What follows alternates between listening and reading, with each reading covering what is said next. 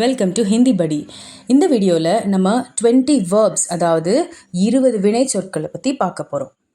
வா ஹிந்தியில் ஆ, போ ஜா, வை ரக், குடி பி, அனுப்பு பேஜ், பிடி பக்கட், ஓடு தௌட், நட சல், நில் இல்லை நிறுத்துக்கு ருக், போடு டால், பற உட், இறங்கு உத்தர், ஏறு சட், திற கோல், பார் தேக்,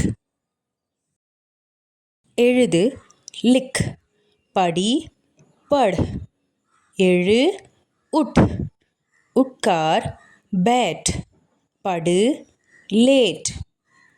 இப்போ இந்த மாதிரி வினை சொற்கள் எல்லாரையுமே நம்ம ஒரு சென்டென்ஸாக உருவாக்கும் போது ஒருத்தர்கிட்ட பேசும்போது ஒரு மாதிரி சவுண்டோட பேசுவோம்.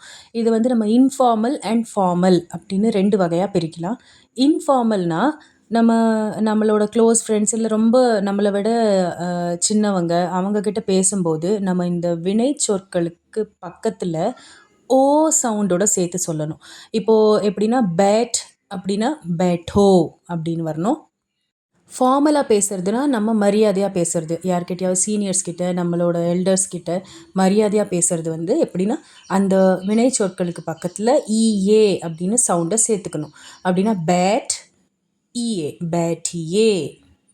இப்போ நம்ம எக்ஸாம்பிள்ஸ் பார்க்கலாம். வா அப்படிங்கிறது ஃபார்மல் இன்ஃபார்மல் ரெண்டுத்துலேயும் எப்படி சொல்லலாம்.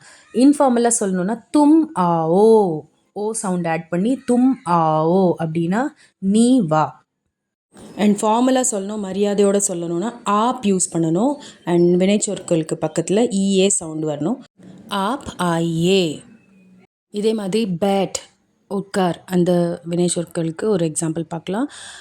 பேட் தும் பேட்டோ ஆப் பேட்டியே. தும் பேட்டோனா நீ உட்காரு, ஆப் பேட்டியே அப்படின்னா நீங்கள் உட்காருங்க.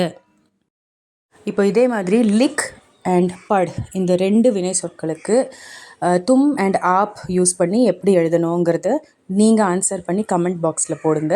எங்கள் வீடியோஸ் உங்களுக்கு பிடிச்சிருந்ததுன்னா கண்டிப்பாக லைக் ஷேர் அண்ட் சப்ஸ்கிரைப் பண்ணுங்கள். தன்யவாத்.